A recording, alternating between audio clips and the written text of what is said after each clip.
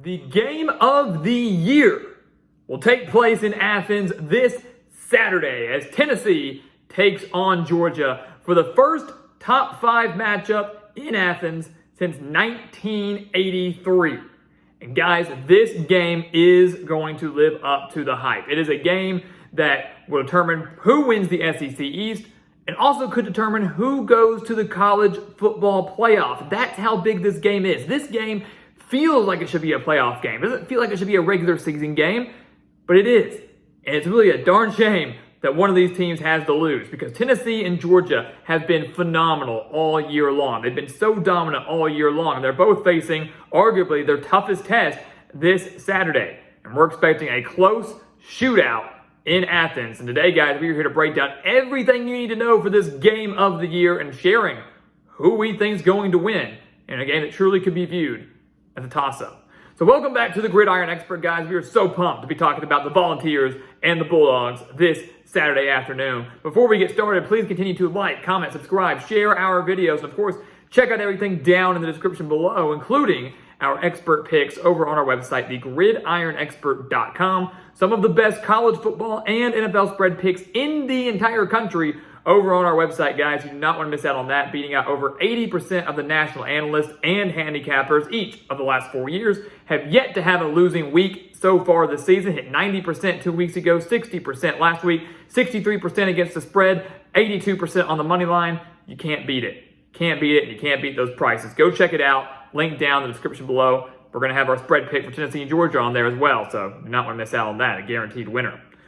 But let's take a look at this game, guys. I mean, I'm so excited for this. I mean, we have seen a handful of times, number 1 and number 2, which is what these two teams are in the AP poll. The number 1 and number 2 teams in the country face off against each other. We've seen Alabama and LSU do it a handful of times. Now we're getting to see Tennessee and Georgia do it, and this game is going to be electric.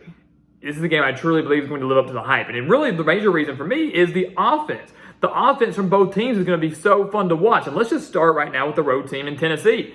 A Tennessee team that arguably has the best offense in the country right now, averaging over 49 points per game, over 550 yards per game. And of course, it all starts with at least my Heisman favorite, and Hendon Hooker, a guy who has thrown for over 2,300 yards, 21 touchdowns, just one interception, has also rushed for over 330 yards and 4 touchdowns on the year. This guy takes a phenomenal care of the football. I think he had, 3 interceptions last year with Tennessee. He only has 1 so far this season. He is so dangerous, not just through the air, obviously on the ground, and he is probably one of the best decision makers, if not the best decision maker in the country when it comes to taking care of the football.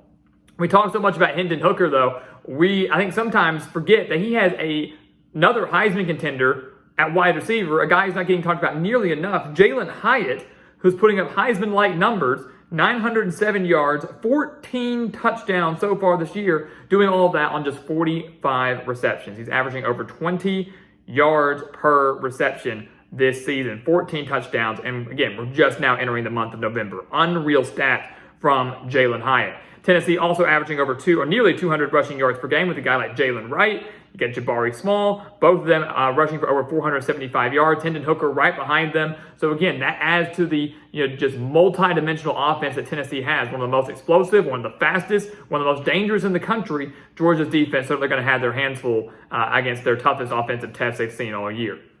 Georgia, on the other hand, though, they have a pretty dang good offense too. I don't think enough people talk about that. They want to focus so much on Kirby Smart's defense and what the Bulldogs are doing, but the offense is still putting up ridiculous numbers. 41.8 points per game for the Bulldogs, 530 yards per game, including over 328 through the air. Stetson Bennett putting up very solid numbers himself. Now, he had a very strong start to the season. Some people were actually talking about him possibly winning the Heisman, and he's kind of petered off a little bit, only because he really hasn't been throwing too many touchdowns. There are a couple games in there where he hasn't thrown a single touchdown pass, but he still has thrown 9 touchdowns, just 3 interceptions, and has thrown for over 2,300 yards as well. Actually, has thrown for just a little bit more yard-wise than Hendon Hooker, 2,349 for Stetson Bennett, 2,338 for Hendon Hooker. But obviously, Hooker in Heisman race much further ahead. You look at Stetson Bennett, though, and the weapons that he has. He takes very good care of the football. He might not be as flashy as Hendon Hooker, but he certainly has improved every year he's been the starter. He has arguably the best tight end in the country in Brock Bowers, a guy who really plays more like a wide receiver than a tight end, has 547 yards and 3 touchdowns on the year. They've got Daijun Edwards at running back with 440 yards on the year. They've got Kenny McIntosh right behind him. The Bulldogs guys are very, very balanced. They can beat you through the air. They can beat you on the ground, just like Tennessee can. But the Bulldogs, 28 rushing touchdowns to just 13 passing touchdowns. Bennett accounting for 9 of those passing touchdowns. They can spread it out. They want to be able to establish themselves at the line of scrimmage, be able to beat you on the ground, which can definitely set up that pass for Stetson Bennett going forward. And that is something they might be able to do against a Tennessee secondary that has struggled a little bit this year. The Volunteers guys are allowing 300.8 passing yards per game. Allowed quite a bit of yards there. Stetson Bennett is going to need to play big time, guys. Last week against Florida, he only completed 50% of his passes for 2 touchdowns and 2 interceptions. If he plays like that, Georgia's not going to win this game. He has to take advantage of Tennessee and their weaker secondary. He also has to make sure he takes good care of the football. But I'm not here to bash Tennessee's defense. I know many Tennessee people are immediately going to the comment section saying how I'm bashing their defense. I'm not. The passing defense isn't great, but the defense as a whole is extremely underrated. They gave up just 92.9 rushing yards per game, so I don't expect Georgia to have that much success on the ground on Saturday. They're still giving up just 21 points per game. And last week against Kentucky, the Volunteers had their best defensive performance of the year, holding the Wildcats to just 6 points, allowing just 205 yards, allowing just 98 passing yards, and forcing 3 interceptions off of Will Levis. Unbelievable defensive performance against the Kentucky offense that, to that point, was playing relatively well when Will Levis was healthy. Didn't look like it at all on Saturday. Tennessee's defense came up, showed out, and they've got to do the same thing this Saturday to shut down this Georgia offense. Again, we think they can shut down the Georgia run game. Keep it in check. Can they contain Stetson Bennett and this passing attack? Stetson Bennett, Brock Bowers. The Volunteers have 21 sacks on the year. They have forced 16 turnovers. They're going to have to create a couple if they want to win against Georgia in Athens. You take a look at Georgia's defense, guys. They are, again, phenomenal. You know, they may not as good as they were last year, but they're still pretty dang good, giving up just 10.5 points per game on the year. The way I like to put it is this is the toughest defense that Tennessee has faced this year. But conversely, this is the toughest offense that Georgia has faced this year. So it goes both ways. We talked about this at the beginning of the video, that arguably this is the toughest test. Yes, we know Tennessee has already played and beaten Alabama. That was a very tough test. But now the game is on the road in Athens. Georgia playing great ball. Georgia, yes, we know they beat Oregon. Oregon, a very different team now than they were in week 1. Arguably, this is the toughest test for both of these teams. It's going to be very interesting to see the clash of styles here. But you look at Georgia's defense a little bit deeper, guys. They still are putting up ridiculous numbers, only giving up 262 yards per game, allowing just 85.5 yards per game on the ground, and just 177 passing yards per game. Now, I wholeheartedly believe that Hendon Hooker and Tennessee are going to eclipse that mark. Hendon Hooker and Tennessee will throw for at least 200 passing yards per game. That's on the low end. It will be more than that. But like we mentioned with Tennessee, I don't expect the Volunteers to get much ground game going. Don't expect Jalen Wright or Jabari Small to start taking off and rushing for 200-something yards in this game. I think the Volunteers and the Bulldogs are going to do both a very good job of bottling up the run game. What Georgia has to make sure they do against the Tennessee offense is limit the big plays. Contain Hendon Hooker and his legs. Don't allow him to escape the pocket and pick up any second and long, third and long situations. Don't allow him to convert those with his legs. Collapse the pocket, keep him in it, force him to throw. Can he do it?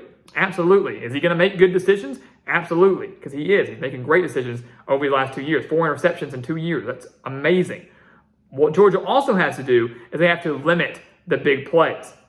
Limit the big Tennessee plays. Tennessee has 8 touchdowns of 30 yards or more, and that was just in the month of October.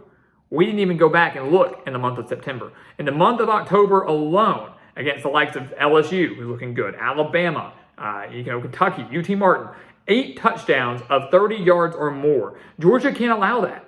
Georgia needs to force Tennessee to go on long, methodical drives. They need to control the tempo. That's how Georgia wins this game, is by slowing Tennessee down, making them play their style. The defense forcing Hendon Hooker and them to slow it down, create a little pressure, maybe get after them and make them a little bit confused in such a hostile environment, maybe force a couple mistakes, whether it's fumbles, whether it's interceptions, whether it's some sacks, whether it's penalties, whatever it is. That's how Georgia backs up Tennessee. That's how you slow down this offense. So what is going to happen, guys? What's going to happen in Athens? The game of the year. So much is at stake here. The winner practically clinches the SEC East. The loser doesn't win the conference, doesn't win the division more than likely, and could easily finish 11-1 and could possibly miss out on the college football playoff, which is a horrible thing to think about, that both these teams have had phenomenal seasons and that this one loss in a game that we expect to be very close and such a highly anticipated game could ruin their national title hopes. It's not how it should be. That's why we need playoff expansion. So much is at stake here. What is going to happen? I told you at the beginning, this game feels practically like a toss-up to me. It's so tough to pick. Two great teams, two great styles, toughest tests for each of them. We really don't know what to expect, but ultimately, I'm going to have to go with Georgia. I'm going to pick the Georgia Bulldogs to win this game. I think Tennessee owns the significant offensive edge in this game. However, I do believe that Georgia owns the significant defensive edge in this game, and they own home field advantage. And that is going to be a huge part of this game, guys. Having home field advantage, having Sanford Stadium being rocking on Saturday afternoon is going to be very, very tough for Tennessee in this one. Do I think they're going to get blown out? No. I think this game goes all the way to the fourth quarter. I think it is a close game. It is a nail-biter, and I think we're going to see a lot of points scored. But ultimately, I believe the Georgia defense comes up with a clutch stop in the end, whether it's just a turnover on downs, an interception, a turnover, whatever it is. Georgia comes through clutch defensively in the fourth quarter, changes the momentum of the game, seals the deal for the Bulldogs. They remain undefeated, potentially remain number one, and will be on a crash course to play more than likely Alabama in the SEC championship game. Tennessee's playoff hopes not completely dashed, depending on what happens in that game, but I do believe the Volunteers will fall